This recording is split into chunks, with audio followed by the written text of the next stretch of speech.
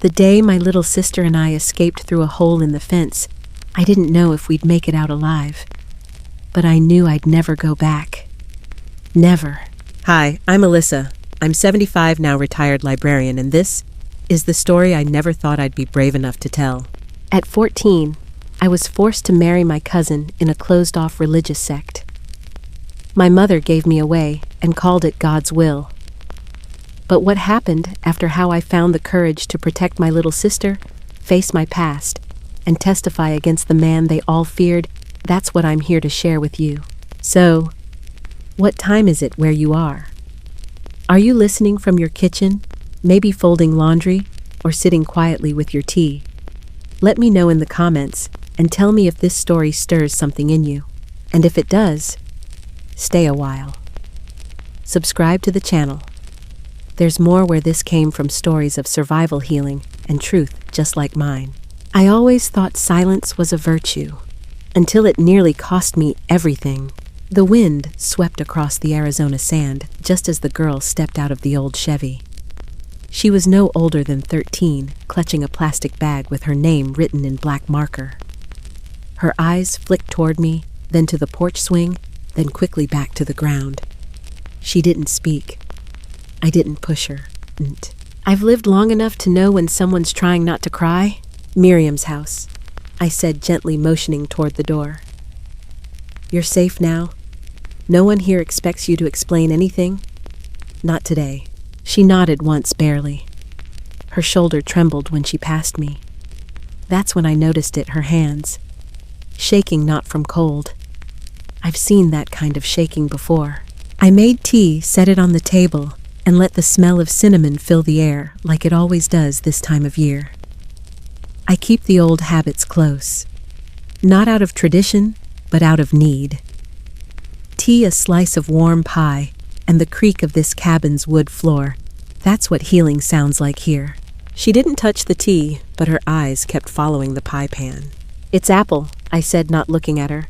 Same recipe my mama used. I burnt it once trying too hard to be perfect. She blinked. Then she whispered, "You live here alone?" "No," I said with a smile. "I live here with girls like you." That's when she looked up fully. Her eyes reminded me of the first time I looked in a mirror and no longer saw a child. I sat across from her and reached into the drawer. Pulled out an old photo. It was me 14, stiff in a handmade white dress that fit too tightly across the chest and too loosely in the sleeves. I didn't smile in that photo. Neither did anyone else in it. "That's me," I said. "A long time ago in a place far colder than Arizona." She leaned forward. I could feel the question forming in her throat. But all she said was, "Did you get out?" I paused. Not for drama. Just to breathe. Because even after all these years, the air still catches in my chest when I try to explain it. "Eventually," I said, but not before nearly losing myself completely. I stood, walked toward the shelf, and pulled down a brown leather journal. The edges were frayed, the cover soft from age and use. I opened it slowly, careful not to startle the girl. "It started," I said, thumbing through the pages, "in the snow. The winter I was given away." Her eyes locked on mine. "I'm not sure you're ready for the whole story," I said. "But maybe it's time I told it." The girl didn't say a word. She didn't need to. Her silence echoed the one I carried for decades. It was the kind that wraps around your ribs like wire, the kind that leaves no bruise, but changes your breath forever. So I sat back, journal in my lap, the photo resting between us like a bridge. And I began. River Creek, Utah, winter of 1963. I was 14. The snow came early that year, and with it, something else. A dress, a name, and silence disguised as faith. The first wedding dress I ever saw was the one sewn for me. I didn't even know it was a wedding dress at first. It hung quietly from the curtain rod in the sewing room, a soft ivory color against the dark green wallpaper. No frills, no lace. Just cotton stiff from starch and stitched by hands that never once asked me what I wanted. Mama said it was for the sacred calling. But I was 14, and I thought maybe, just maybe, they had finally remembered my birthday, or that I might wear it for a church choir performance, even though I hadn't sung since the day we were told girls' voices were meant only for prayer. I should have known better. In River Creek, surprises weren't gifts. They were warnings that came without thunder. That morning, I stood by the stove turning flour into dough like I'd done since I was 9. Mama was on the porch talking with the sewing sisters. They laughed once, short-controlled. That's when I heard my name. "Alyssa's almost ready," one said. "Ready for what?" I glanced out the window. The sewing women were folding something white, something long. Later that afternoon, I passed by the back room. The door was open just enough for me to peek inside, and there it was, the dress. No one saw me. I stepped in and ran my fingers over the sleeve. Scratchy, heavy, like it didn't want to be worn. Pinned to the collar was a note in Mama's handwriting, "Alyssa May, Thursday." I didn't know what Thursday meant. Not yet. That night at dinner, I tried to ask. "Mama," I said, slicing my cornbread too slowly, "what's the dress for?" She didn't look up. "It's for your calling." "What kind of calling?" She took a sip of buttermilk and wiped her mouth with the back of her hand. "A blessed one." I waited for Papa to say something, but he just kept eating. He rarely talked much unless the prophet visited. After dishes, I sat near the hearth and picked at the hem of my everyday dress. I'd worn it for 2 years. It was faded and soft. The idea of stepping into something so stiff and new made my stomach ache. The next day, Alan came by. He wasn't my cousin by blood, not directly, but in River Creek that didn't matter. We all shared something. Sometimes it was just beliefs. Sometimes it was more. He brought a book, small, brown, and creased like it had been used by someone who read only one sentence over and over. "Wifely submission," it said on the cover. He handed it to me without a word and smiled. That was the first time I noticed something in his eyes I couldn't name. It wasn't kindness. It was expectation. Like he already owned something he hadn't yet held. Mama watched from the doorway, her hands folded. Alan said a prayer before he left. A long one. I didn't catch all of it, but I heard this, "Let her become mine in full spirit." That night, I stared at the ceiling just like I had in chapter 1. Only now, there were no stars out the window. Just the sound of wind slapping against the shutters, like it wanted to come in and carry me somewhere else. I turned to Mama, who was mending socks by lamplight. "Are you giving me away?" I asked. Her needle paused mid-air. Then she said, without looking up, "I am placing you where the Lord intends." I wanted to ask if the Lord had ever been a 14-year-old girl, but I didn't. Instead, I whispered, "Will I come back?" She looked at me for the first time all day. "You won't need to." There was no music, just silence, and an empty gaze from my mother. Thursday came wrapped in snow, the kind that muffles footsteps and covers everything in white so thick it almost feels kind. But nothing felt kind that morning. Mama laid the dress across the bed without a word. She had pressed it crisp, and the sleeves no longer sagged. I noticed she had stitched tiny white roses into the neckline.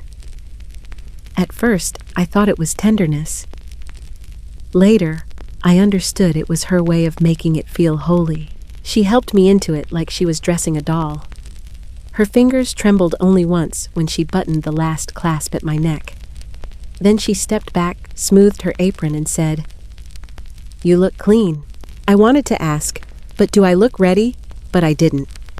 Because in River Creek, questions were things girls unlearned by 14. The chapel was at the edge of the compound past the cedar grove. The snow had stopped falling, but it clung to the trees like it didn't want to let go. The path was swept, but ice cracked beneath our shoes. I remember the smell more than anything, pine old candles and dust. The chapel's wooden benches groaned when we entered. There were no flowers, no pews filled with guests, just a line of men in dark coats and women in gray heads bowed. Alan stood at the front, straight-backed hands clasped behind him like a soldier awaiting orders. When he turned to look at me, he didn't smile. Mama led me forward, not by the hand, but with a soft push on my back. Each step felt heavier than the last, like the hem of my dress had been stitched with stones. At the front, the prophet stood beside a small altar. The prophet. His voice was lower than I expected, gentle even, like a lullaby trying to coax obedience. Alyssa May Whitmore, he said, has been chosen. I flinched. Not at the words. At the way Mama stepped forward and took my hand, then placed it into Alan's. Her fingers were cold. She didn't look at me, just at the prophet. "This is God's will," she whispered. The rest passed like a fog, scripture oil on our foreheads, a cloth laid over our clasped hands. No rings, no kiss, no promises made. Just the binding nod of a man who had never asked me what I wanted. When it ended, people began to file out silently. No music, no celebration, just a silence that followed me like a second shadow. Outside, snow had started again, soft flakes drifting sideways in the wind.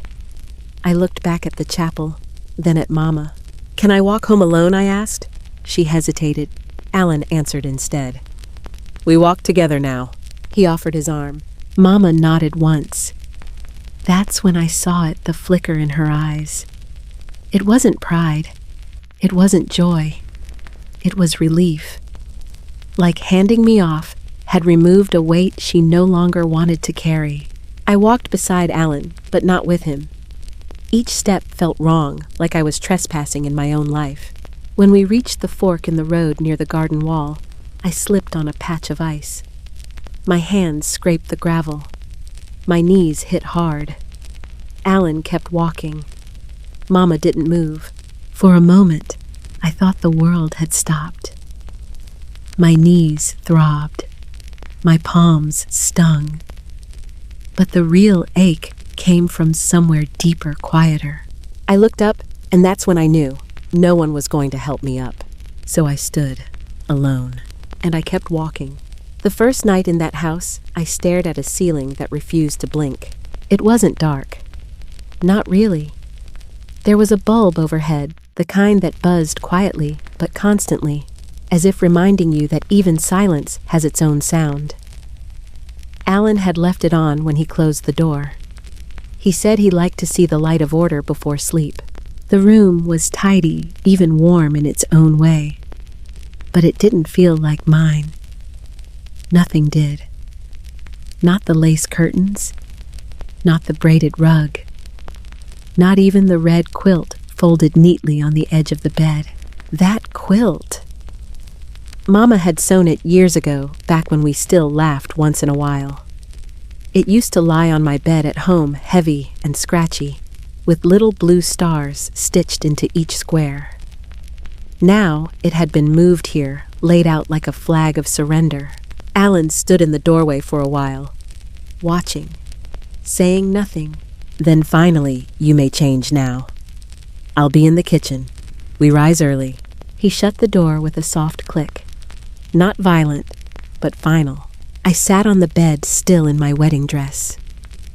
I didn't want to take it off, not because I loved it, but because I feared what it meant to do so. Once it came off, I couldn't pretend I was still just a girl in someone else's story. The mirror across the room caught my reflection. I barely recognized her. A face too pale, eyes too old, a ribbon still tangled in the braid down my back. Mama had tied it that morning, said it was to keep the day sacred. I took off the dress, slowly folded it carefully, and placed it on the chair. Then I crawled under the red quilt. It smelled faintly of cedar and starch. I didn't cry, not yet. Morning came like a command. Alan knocked once, then opened the door. Dawn prayers, dressed modestly. I nodded. He handed me a list. Chores, scripture readings, approved times for rest. It looked more like a military schedule than a marriage. Breakfast was oatmeal. No sugar, no milk, only lukewarm water and one hard pear. I chewed quietly while Alan recited a verse about obedience and the sin of idle thought. Afterward, I washed dishes, then the windows, then the walls. Alan watched from the doorway as I scrubbed the baseboards. "You're learning," he said. "You'll be good, eventually." That afternoon, I asked if I could read. "Only approved texts," he said. He pulled a leather-bound book from a locked drawer. "Woman, vessel of virtue?" I nodded, but something in me began to shift. I didn't yet know what it was, just that my chest felt tighter than before. Like my ribs were learning how to hold in more than breath. That night, after lights out, I couldn't sleep. I sat up, pulled the red quilt tight around my shoulders, and listened. The house was quiet. Too quiet. Something inside me needed air. I tiptoed to the corner where the floorboards creaked less. Years of quiet footsteps at home had taught me where not to step. There was a loose panel near the closet. I had noticed it during chores, but hadn't dared touch it. Now I pulled gently. Dust scattered, and something small slid forward. A notebook, worn, bound in blue cloth, no name. Inside were blank pages, except one. In the corner, scribbled faintly, "You are not alone. Keep writing." I stared at that line for a long time. Then I took the notebook and slipped it under my pillow. That was the night I began to write. Not for anyone else, just for me, and for whatever pieces of me I was still trying to save. The next morning, I forgot to cover a window before prayers. Light poured in, and Alan scolded me. "Tears are rebellion," he said, though I hadn't cried. "Rebuke them." I looked at him for the first time that day and whispered, "Yes, sir." But that night, under the red quilt, I said something else, not out loud, just into the silence. "God, do you see me?" And though the ceiling didn't blink, I felt something inside begin to stir. Not hope, not yet, but maybe the memory of it. The smell hit before the smoke did. Cinnamon scorched and bitter, not sweet the way it was meant to be. It filled the kitchen like an accusation curling into the curtains, seeping into my sleeves. I opened the oven too late. The crust was blackened, shriveled, like paper left too close to a candle. For a moment, I just stood there staring at it. It was my first time baking in Alan's house. Not helping, not assisting, but baking on my own, expected to prepare the Sabbath pie as a wife should. I'd done it a dozen times back home under Mama's eye, but this time my hands didn't feel like mine. They shook as I pulled the pie out and set it on the counter. I wanted to cry, but the tears wouldn't come. They were hiding somewhere deep now, like everything else. I had gotten distracted just for a moment. I was thinking about school, about Mrs. Keller, my old English teacher, who used to smell like lemon soap and wore skirts that rustled when she walked. She'd once given me a book with a woman on the cover holding a suitcase. I wasn't allowed to keep it, but for a minute in that kitchen, I remembered the way that woman looked like she was going somewhere on purpose. And in that breath of memory, the pie burned. I tried scraping the top off with a butter knife. Tried flipping it upside down and smoothing the edges. Nothing worked. So I left it there, hoping the smell would fade before Alan came home. It didn't. When he walked in from morning chores, he stopped in the doorway and sniffed the air. His face didn't change, but his eyes narrowed. "Is that our Sabbath offering?" I nodded, too afraid to speak. He walked over, slowly picked up a fork, and tapped it against the crust. It didn't sink. The fork bounced back like it had hit stone. He said nothing for a moment. Then, without raising his voice, he murmured, "A wife who ruins bread invites judgment on her household." I lowered my eyes. "I'm sorry." "You're not sorry. You're distracted." "I'll make another." "With what eggs?" he snapped. "With what flour? You think we can waste God's blessings twice." The pie sat between us like a wound. He didn't yell. Alan never yelled. That was part of what made it worse. He said things as if they were scripture even when they weren't. That evening, the community gathered at Sister Ruth's house for Sabbath meal. Every family brought something. Alan carried the stew pot. I brought nothing. At the long table, I sat 2 seats down from Mama. She didn't acknowledge me, just spooned broth into Miriam's bowl and wiped her nose like I wasn't there. The others passed dishes, offered blessings, nodded politely. No one asked me about the pie. Halfway through the meal, Sister Beth, who oversaw the sewing room, said, "Alyssa, I heard you were learning kitchen duties." "She's learning slowly," Alan replied, taking a sip from his mug. "But she'll get there, eventually." The room chuckled. Not cruelly, just the way people laugh when they've already decided something about you. I kept my head down and focused on my spoon. The stew tasted like ash. After dinner, I found a quiet moment with Miriam out back near the woodpile. She was 10 now, still small enough to wear hand-me-downs I remembered outgrowing. Her braid was crooked, one shoe untied. "You didn't eat much," she said. "I wasn't very hungry." She reached into her coat pocket and pulled out a tiny ribbon. Pink, faded at the edges. "I saved this for you," she whispered. "From last summer? Remember when we played store and you tied it around the lemonade jar?" I took it slowly, my hands suddenly feeling too large for something so soft. "Thank you," I said. She leaned closer. "Mama said you're a wife now." I nodded. "Does that mean you can't come home?" "I don't know," I whispered. She looked away, biting her lip. "I hope I don't have to be a wife." My throat tightened. I touched her hair, brushing a stray curl behind her ear. "You won't be. Not for a long time." But even as I said it, I wasn't sure. That night, Alan was quiet. He said his prayers aloud, the way men do when they want to be overheard. I knelt beside the bed, but my mind was elsewhere, back at the woodpile. The pink ribbon, the small fingers that had handed it to me with such faith. After he turned off the light, I waited until his breathing slowed. Then I crept to the closet, took out the blue notebook, and wrote a single sentence. "If I vanished tomorrow, would anyone knock?" I stared at the words.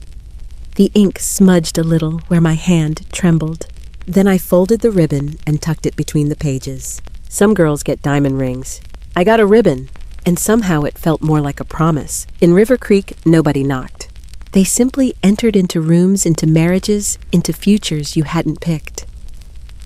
The only door that ever seemed to swing both ways was the one in my mind, and even that one squeaked when I tried to push back. But Miriam always knocked. She'd knock gently on my window, 3 soft taps just after evening prayers, when she could sneak away from Mama without being missed. She was small, quick, and too clever for her own safety. Her voice was still high-pitched, than the kind that hadn't yet settled into the tones expected of quiet, compliant women. That night, her knock came during the last verse of Alan's scripture reading. I stiffened in my chair. The back of my neck prickled. Alan didn't notice. Or if he did, he assumed it was the wind. He rarely looked outside, only inward. He closed the book. Time to reflect in silence. I nodded. "Yes, sir." As soon as he stepped out to wash up, I crept to the window, slid it open just enough to whisper Miriam. She popped up from behind the rosebush like a rabbit startled into boldness. "Can I come in?" I glanced over my shoulder, then opened the screen. She scrambled through like it was routine, and truth be told, it had become one. This was her 4th visit since the Sabbath meal. She always brought something. Tonight, it was a tiny tin of peppermints. Where she got them, I never asked. I just took one and let it melt slowly on my tongue, like a memory I didn't want to rush. "You smell like stew," she said, wrinkling her nose. "I always smell like stew. Or vinegar. That too." She giggled, then grew quiet. We sat on the rug in the corner, knees tucked under us. She looked around the room with wide eyes, like it was the inside of a palace, though it was hardly more than 4 walls, a bed, and a chipped mirror. "Is it scary?" she whispered. "What?" "Being married." I didn't answer right away. I traced a circle on the rug with my thumb. "It's quiet," I said. "Quiet isn't scary. It can be, She nodded slowly, then leaned her head on my shoulder. Mama said I'm too curious, she mumbled, that I ask too many things. You do. Do you hate that? I smiled.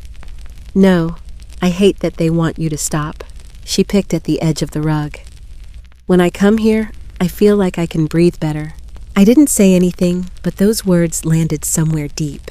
That night, after she left through the same window, I sat on the floor and thought about the way she spoke, the way she looked at me like I was someone worth running to. It terrified me, because I knew what it meant to believe someone could save you. And I also knew what it meant when they couldn't. Weeks passed. The air began to warm. The icicles dripped themselves into memory, and the snow shrank back into the shadows. Miriam kept visiting. Sometimes we just sat. Other times she brought little gifts, a broken crayon, a smoothed pebble, a candy wrapper folded into a bird. She never stayed long. Then one night she came with tears in her eyes. I overheard something she whispered. My stomach clenched. What? Papa and the elders.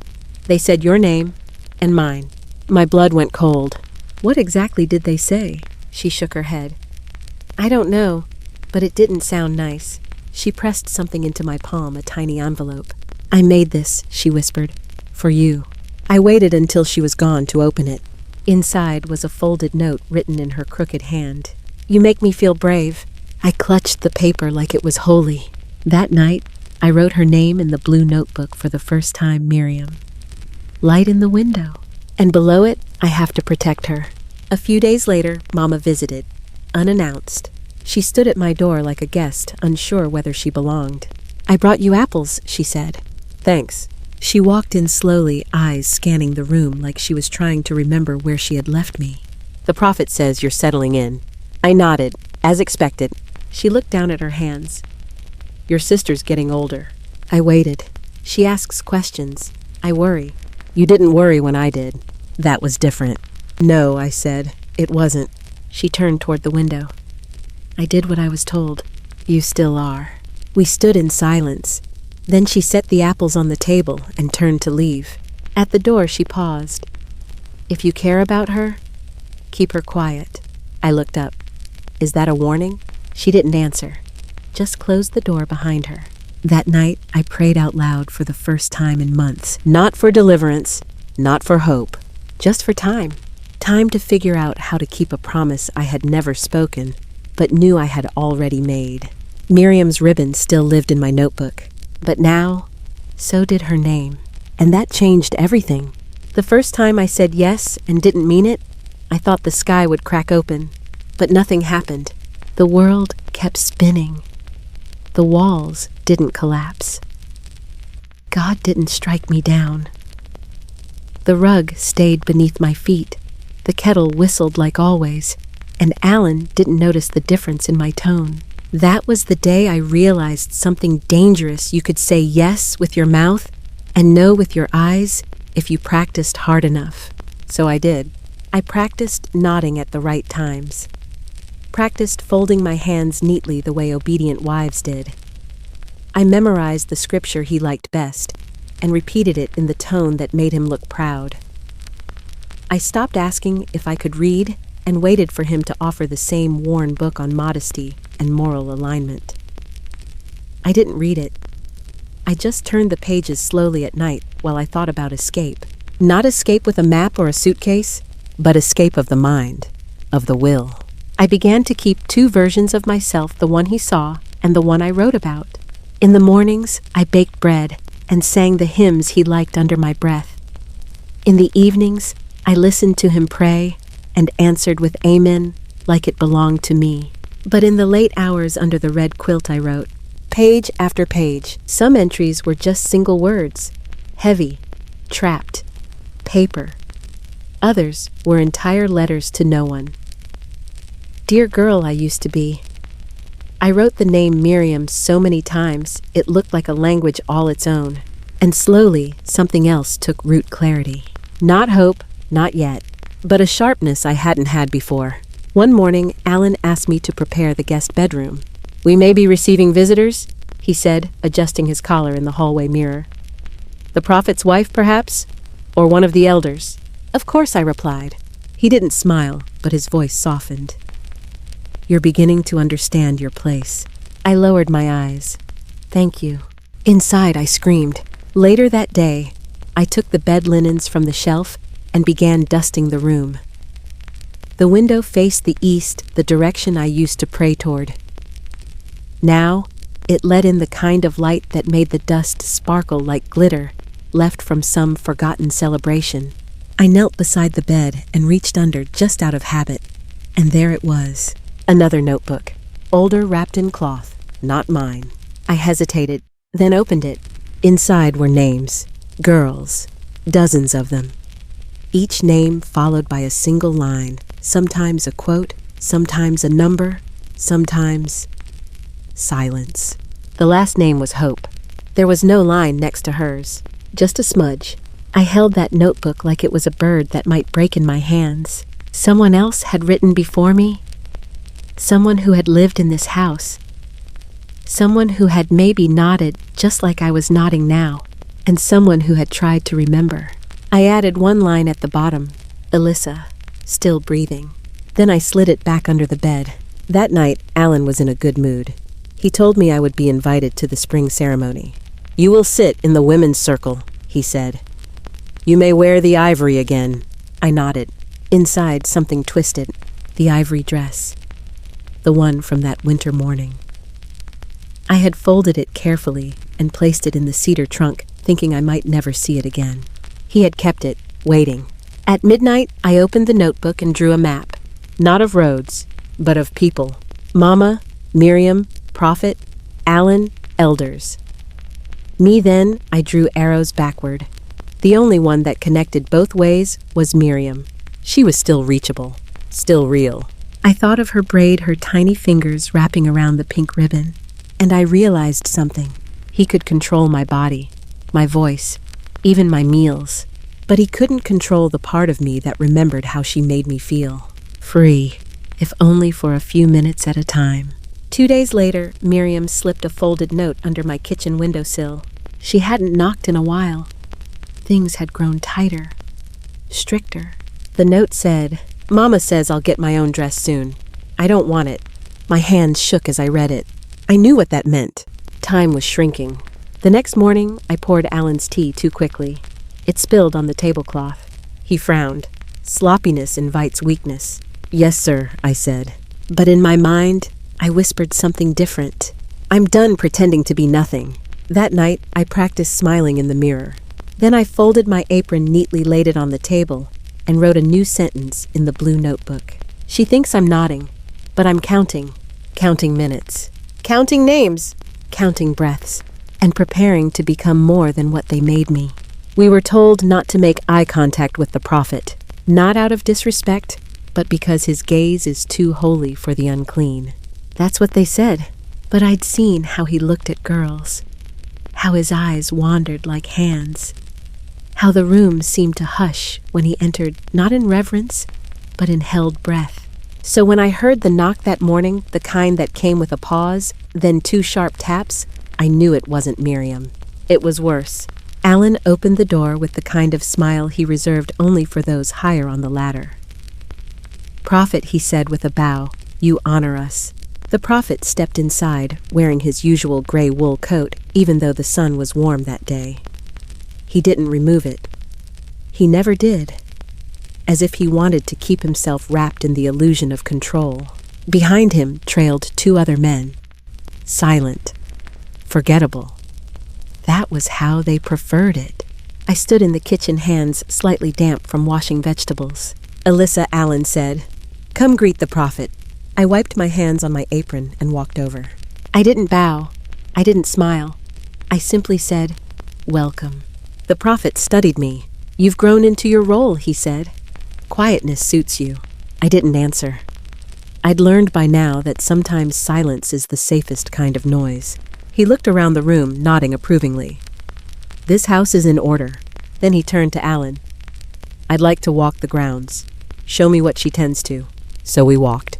I pointed to the small herb patch I maintained, the wash line, the trimmed hedges. The prophet never looked at the plants. only at me. You kneel to pull weeds, he observed. A humble posture. I didn't respond. When we returned to the porch, I saw her. Miriam. She had come down the path, carrying a folded quilt and a tin of preserves. Her feet were dusty. Her braid was loose. Her smile small but real until she saw him. Her pace slowed. The prophet turned, eyes narrowing. She's grown, he said almost to himself. Alan cleared his throat. That's her younger sister, not yet of age. Soon the prophet murmured. The Lord moved swiftly. I felt my knees go weak. Miriam stepped onto the porch and handed me the preserves without speaking. Her hands were shaking. She didn't look at the prophet, but I knew he had already seen her. After they left, I took Miriam inside and shut the door. You should have stayed away, I whispered. I didn't know he was here, she said, breath-catching. I pulled her into the pantry and closed the door. It smelled of onions and flour. It was the only place without windows. He looked at you. Her eyes widened. What does that mean? I swallowed hard. It means we're out of time. That night, I lit the oil lamp early. I pulled out both notebooks, the blue one and the old one I'd found under the guest bed. I compared the names. I found two that matched. One girl had written he said I was chosen. Another, they said silence was safety. Neither entry had a date, but I knew what they meant. The next morning, I went to Mama's. I walked alone past the woodpile, past the fence, where we used to hang sheets past the corner, where Miriam once buried a broken locket. Mama opened the door slowly, as if she'd known I was coming. I'm busy, she said. We need to talk. She moved aside without answering. Inside the house looked the same as always, clean cold, overly quiet. The scent of vinegar and starch clung to the walls like memory. I'm here about Miriam. She kept her back to me, folding a pillowcase. He saw her, I said. That stopped her. She turned slowly. Then we must prepare. No, I said. We must protect her. Her jaw tightened. You forget your place. No, I said, stepping forward, voice trembling but steady. I finally remember it. I'm her sister. Before your rules. Before your prophet. Before all of this. She looked like she might slap me. Instead, she sat down. When you were chosen, I obeyed, she said quietly. I hated it, but I obeyed. And did it save you? Silence. I sat across from her. You still have a chance to choose differently. She looked down at her hands, wrinkled, worn, familiar. Then she whispered, What do you want me to do? I exhaled. Delay them. Distract them. Give us a little time. She looked at me then. Really looked. And for a moment, I saw a flicker of the woman who once hummed lullabies while braiding my hair. I don't know how to fight them, she said. You don't have to. Just don't help them. That night, I packed a bundle. Bread water, a tin of peppermints, the blue notebook, the pink ribbon. I placed the red quilt inside, folded tight. Then I sat by the window and waited. 3 soft knocks came just before dawn. Miriam. When I opened the window, she climbed in and whispered, He's coming for me, isn't he? I pulled her close. No, I said. He'll have to come through me first. And for the first time in a long time, I meant every word. Every girl in River Creek was named after something biblical. Hannah, Ruth, Esther, Lydia. We wore those names like veils stitched into collars, embroidered onto linen napkins we were too young to fold straight. But no one ever asked us if we wanted them. They told us a name is a blessing, a role, a promise. I used to believe that, until I realized in this place a name was a warning. So I started collecting them, not the ones assigned to us, but the ones we gave ourselves quietly, secretly. Names like Hope, Brave, Gone. I wrote them in the back of my blue notebook, 1 per page. Each girl I met, each girl I saw, disappear from a sewing bench or prayer circle got a page. That was how I remembered them. That was how I kept them alive. But now, I was out of pages. And Miriam's name hadn't even been added yet. The night after the prophet looked at her, I began copying names into scraps of paper. Small, thin. I used the dull pencil I had hidden inside a broken button tin. My handwriting was cramped, almost illegible. but it was mine. I rolled the slips tightly and tucked them into the hem of my underskirt, one per day. If I was caught, Alan would assume I was losing my mind, which, to be fair, I was, but not the way he thought. I wasn't unraveling. I was mapping. The next morning, I joined the others at the wash line. Sister Beth handed me a stack of baptismal cloths, pure white hand-stitched with space to embroider names and dates. Usually the prophet chose the names, but this time I did. Instead of chosen, I stitched awake. Instead of blessed, I stitched listened. One cloth I simply stitched with the initials MLW, Miriam Louise Whitmore. When no one was looking, I folded that one differently, corner to corner, edge, tucked under edge, and slid it behind the others. It wouldn't go to the temple. It would go with us. That evening, I waited until Alan had finished his second prayer, and his voice fell into its usual soft snore. Then I slipped out of bed and moved like breath soft, steady unseen. I returned to the guest room and retrieved the older notebook from beneath the floorboard. I hadn't looked at it in weeks, not since the day I added my own name. There were now 23 entries. Some had full names, some just initials. All had vanished. I tore the last page out, folded it, and slid it inside my apron. Then I returned to my own room, pulled up the loose floorboard beneath the trunk, and placed the page there. If anyone ever came looking for answers, I wanted them to find something. I wanted them to know we were real. The next morning, I left early under the excuse of delivering cloth to the prayer hall. But I took a detour behind the chapel past the schoolhouse to the storage shed near the fence.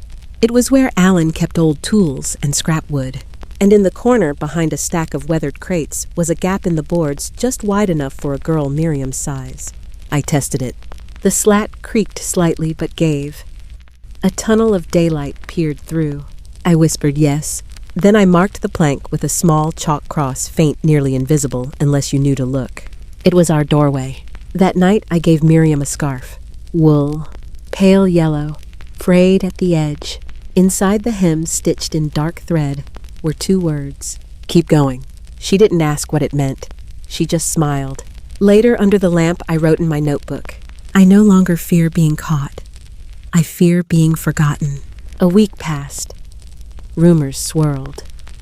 The prophet had scheduled a special blessing ceremony. No one said names, but I saw the way they looked at Miriam. Mama stopped meeting my eyes. Alan began checking my notebook drawer. The fence creaked louder in the wind. Time was dissolving. And then, one afternoon, Sister Ruth pulled me aside at the spring house. Your sister is next, she whispered not unkindly. Prepare her. I stared at her. She's not ready. No one ever is, she said, then added almost softly. But I heard you were. Once. That night, I sat awake for hours, listening to the rhythm of Alan's breath. I stared at the wall, at the tiny crack near the windowsill, the one shaped like a crooked Y. I had stared at it so often, it felt like it knew me. And I whispered, tomorrow. Tomorrow we go, not with keys, not with permission, but with names. Names stitched into fabric, names folded into paper, names whispered to the sky. And one name, the most precious of all, held close in the crook of my arm as we stepped quietly toward the edge of everything we were told not to question. You'd be surprised how many things can creak in silence. Floorboards, knees, trust. But the sound I feared most wasn't creaking. It was screaming. If the fence screamed when we ran, everything would fall apart. So for days, I tested it at dawn, at dusk, with just enough pressure to mimic the weight of Miriam's body. I oiled the hinges with bacon fat, rubbed them with cloth. I practiced breathing through my nose so my heart wouldn't echo in my ears. Alan thought I was meditating. In a way, I was. I was learning how to make leaving feel like prayer. On a Thursday afternoon, the prophet's wife arrived. She came unannounced with lace gloves and a long veil, her expression tight, like the ribbon on a too small gift. She didn't speak to me directly. Just looked around the house, inspected the linen knotted at Alan's journal on the mantel. She left a wrapped package on the table. For the girl, she told Alan. I knew who she meant. After she left, I waited until Alan went to the garden. Then I opened it. A white dress, small, perfectly pressed. No note. Miriam sighs. I folded it back into the paper, tied the string again, and placed it on Alan's nightstand, like poison returned to sender. That night, I didn't sleep. Instead, I packed 2 more slips of paper into the hem of my skirt, one with my name, one with hers. Then I added one last line in the blue notebook. If we disappear, don't call us lost. We knew where we were going. At dawn, I told Miriam to meet me at the fence after the second bell. She didn't ask why. She only said, "Will Mama help?" I don't know, I answered, but I think she won't stop us. It was the closest to hope I'd felt in years. That day, Alan was busy. The prophet had summoned all male heads of household for a private alignment session. That meant hours of silence, hours of absence. It also meant opportunity. I moved carefully. Bread in the basket, water in the flask, a needle in my pocket just in case. Not for defense, but for repair. Because running tears fabric. Because fear unravels seams. I braided my hair the way Mama used to do before Sunday prayer, tight, low, firm at the nape. I folded the scarf Miriam had embroidered and tied it around my neck. Inside it, I had hidden a pebble from the stream behind the garden. It was nothing. It was everything. At the appointed time, I stepped out with my apron tied backward, our signal. Miriam was already waiting near the shed, face-pale eyes wide the yellow scarf I'd given her tucked neatly under her chin. No tears, no questions, just breath, just faith. I nodded once. We crouched beside the crates, slipped through the gap in the fence. No sound. Not a creak, not a groan. The world held its breath with us. Then we ran. Shoes too soft for rocks. Legs too thin for distance. But still, we ran. We didn't look back. I didn't need to. I had already memorized every pain behind us. Half a mile out past the pine grove, we stopped to breathe. Miriam leaned against a tree chest, heaving. "Are we far enough?" she whispered. "No," I said, "but we're farther than we've ever been." She smiled. It cracked something open in me. We followed the river bend for another hour, staying low, moving fast. I knew from years of hauling water where the road curved and where the shadows stretched longest. Finally, we reached the stone bridge. Beneath it, hidden in a hollow I'd prepared the week before, was a canvas sack. Inside, apples, a blanket, a change of clothes for each of us, and the notebook. I almost left it behind. Almost. But then I thought, if we don't survive, someone should know we were real. So I tucked it inside my coat. That night we slept under stars. Real ones. Not ceiling cracks. Not candlelight shadows. The air smelled like pine sap and freedom. Miriam curled beside me, head resting on the red quilt. And before I drifted off, I whispered not to God, but to the girl I used to be. "You did it." And she somewhere inside me whispered back, "I always knew you could." We reached the county road by noon. It was dust-colored and cracked, lined with wire fences and warning signs. Every mile, a rusted mailbox leaned toward the ditch like it was tired of holding names that had long since left. Miriam and I sat behind a fallen log watching a white truck pass. It didn't slow. "That one had Utah plates," she whispered. "Keep your head down," I said. Eyes don't lie even when mouths do. We ate the last of the apples by sunset. The skin had grown soft. The cores were warm from our hands. Miriam rubbed her feet red and blistered from shoes that were never meant for escape. Her scarf had unraveled. Her braid was loose. "I'm tired," she murmured. "I know." "Do you think Mama knows we're gone?" "I think she always knew we would be." We found shelter in a hay shed behind an abandoned barn. There were birds nesting in the rafters. One chirped every 20 seconds like a broken clock that kept counting the same minute. That night, as Miriam slept curled beside the feed sacks, I opened the notebook for what I thought might be the last time. The last page was already full. Names, dates, notes, stitched memories. I had no room left for another entry, so I wrote in the margin, "If you find this, know we ran with hearts still beating." We didn't ask permission. We asked, "What if?" Then I tucked it inside Miriam's coat, just in case I didn't make it farther. We were a mile from the gas station when we saw them. 3 men, 1 truck, 1 voice too familiar to mistake. "Alan." He stood outside the station talking to a clerk holding a photo. Of me. I grabbed Miriam's hand. Back, I whispered. We ducked behind a trailer and into the alley behind the shop. I felt her heartbeat in her palm. Fast. Unsteady. Don't breathe too loud, I said. She nodded. But the gravel betrayed us. One stone rolled beneath her foot, clicking like a signal flare. A head turned. Elisa. Alan's voice sliced through the air.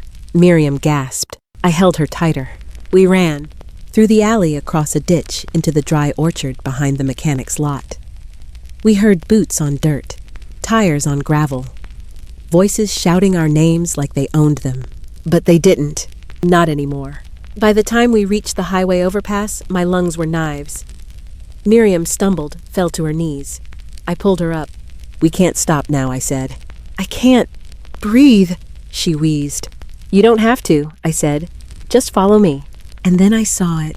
A silver sedan parked just ahead, engine idling. A woman stood beside it holding a paper cup of coffee and a phone. Early 40s, maybe. Blonde hair, soft cardigan. I didn't think. I ran toward her. Please, I called out. We need help. She froze, eyes wide. We're not thieves. We're just not safe. She looked at us. Really looked. The blood on Miriam's sock. The torn scarf. My pale face streaked with dust and sweat and desperation. She opened the car door. Get in. We climbed in. She drove. She didn't ask our names. Just offered us water and said there's a sheriff's station 2 towns over. I stared at the dashboard. I couldn't feel my hands. You okay? She asked. I shook my head. But I looked back once through the rear window. The road behind us was empty. But I knew Alan was still coming. And I knew what I had to do. At the sheriff's office, they asked questions. Names, dates, where we came from, why we ran. I answered everything, even the part I hadn't said out loud in years. He married me when I was 14. I didn't want it. None of us ever did. The officer paused. Did he hurt you? I looked at Miriam. Then I looked at myself in the reflection of the glass window. And I said yes, in ways that don't always leave bruises, but leave everything broken. They believed me. They called the state investigator. They called child services. They called someone who said, we've been trying to build a case. And I said, you don't need to build it. I'll hand you the pieces. That night, Miriam and I slept in twin beds at a shelter. Real pillows. Real blankets. A woman named Jan brought us cocoa and said, you're safe now.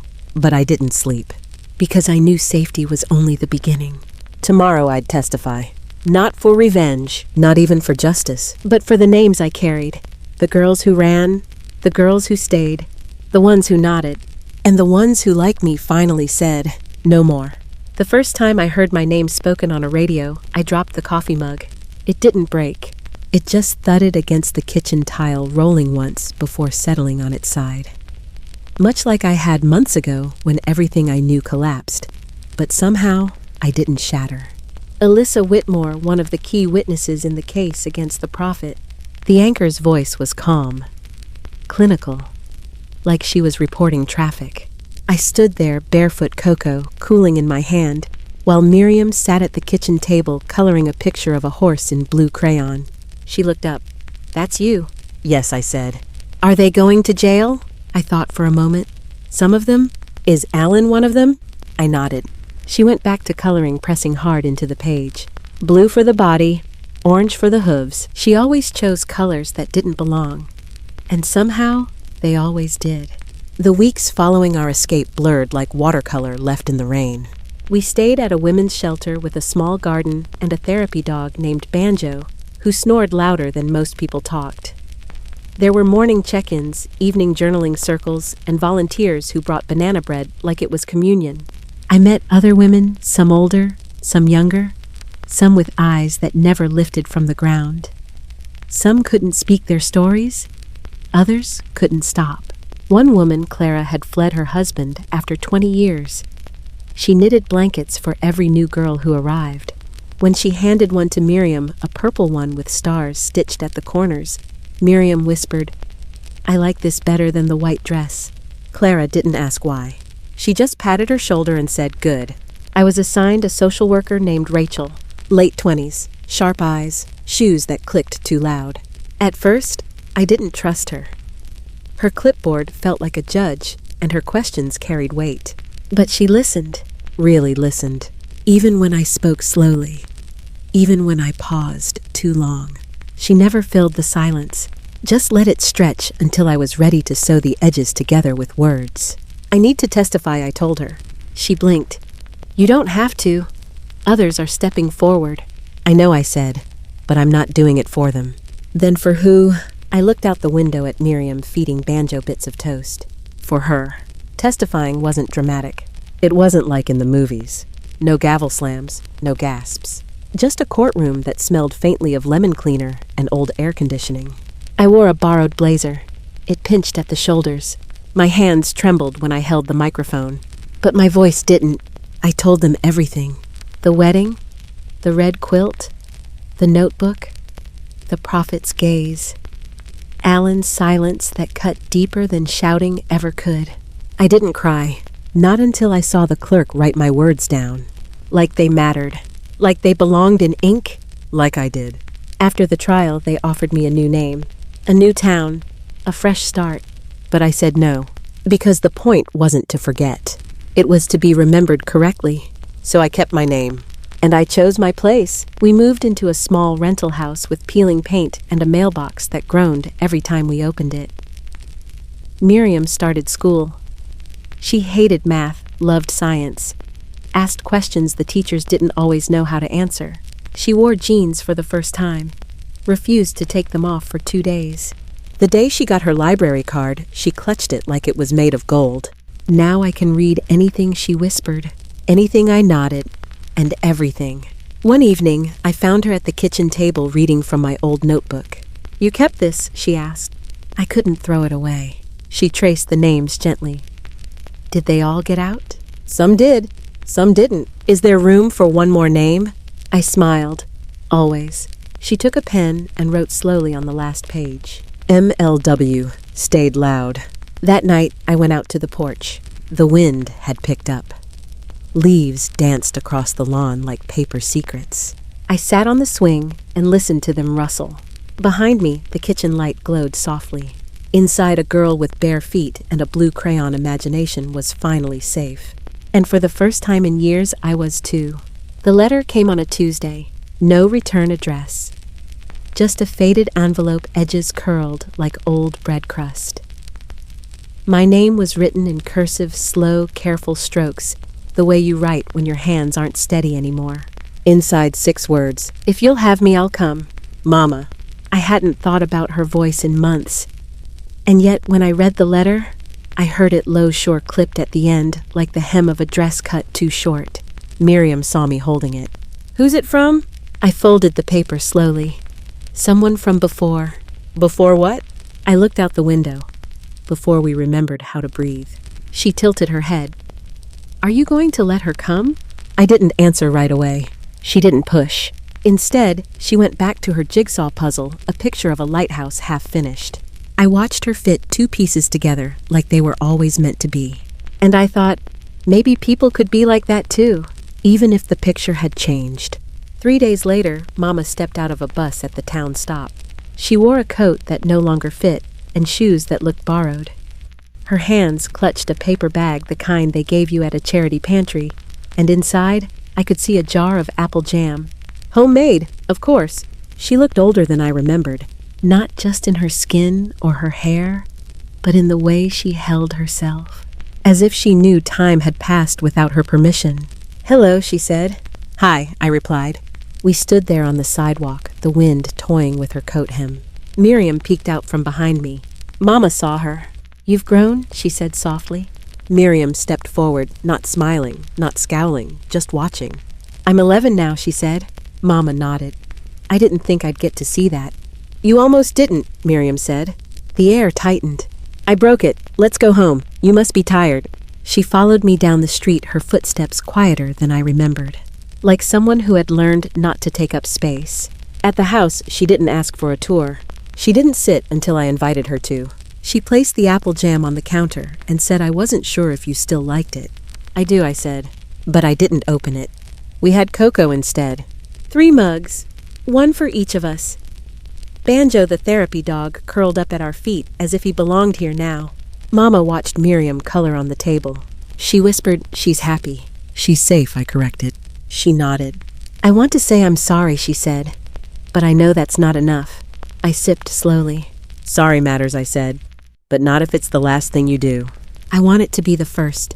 I looked at her hands, wrinkled, knotted, still calloused, from years of ironing, folding, obeying. "What made you leave?" She paused. "It wasn't the prophet," she said, "or Alan, or even what they did to you." "It wasn't?" "No," she said. "It was the silence after."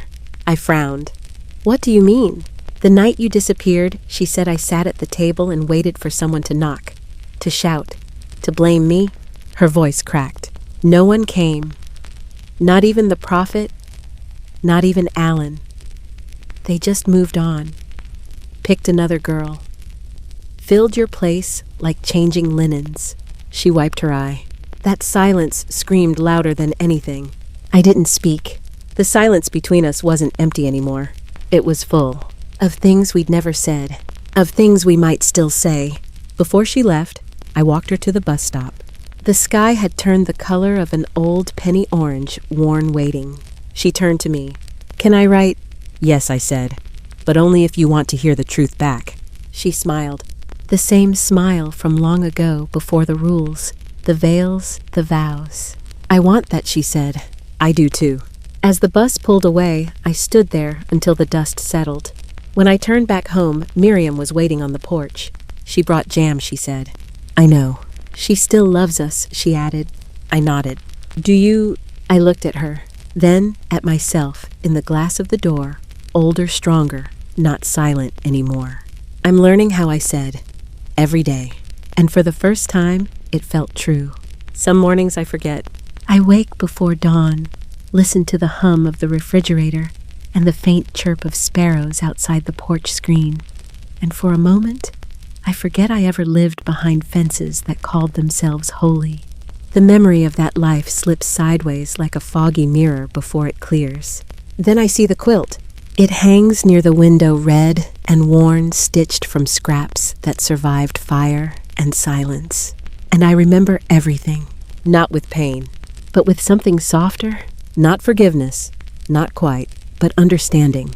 The kind that arrives slowly like sunlight on old floorboards. Miriam turned 12 last week. She asked for chocolate cake and glitter pens. She wanted to decorate her room with posters of planets, not prophets. She asked if she could cut her braid, and I said, "Only if you do it smiling." She did. The hair now sits in a ribboned box under her bed, not as shame, but as history. She asked once, "Do you think I'll ever forget what happened?" "No," I said, "but I think you'll remember differently as you grow." "Will it always hurt? Less than it used to?" She nodded, like that made sense. Later that day, I found a note taped to my bedroom mirror. Just 2 words in pink marker. "Still here." It stopped me cold. Because that's the phrase I wrote once in the notebook. Because she remembered. Because we both did. Sometimes I speak at schools. Libraries, women's groups. Places that smell like books and brewing coffee. Places where people sit in folding chairs, unsure whether they came to listen or to feel. I tell them my story, not all the names, not all the bruises, but enough. Enough to remind them that evil isn't always loud, that sometimes it whispers scripture, that silence can dress itself in obedience, and loyalty can be a leash. They listen. Some nod. Some cry. Some look down, holding stories in their laps they haven't dared unfold. At the end, I always say one thing. If you are still here, you are not too late. And every time I say it, I believe it a little more. Mama writes now. Small letters, carefully worded. She tells me about the garden behind the halfway home where she volunteers. She says the daffodils bloom too early this year. Sometimes she sends cookies, sometimes only silence. But even silence can feel different when it's chosen. We don't speak about everything, but we don't avoid everything either.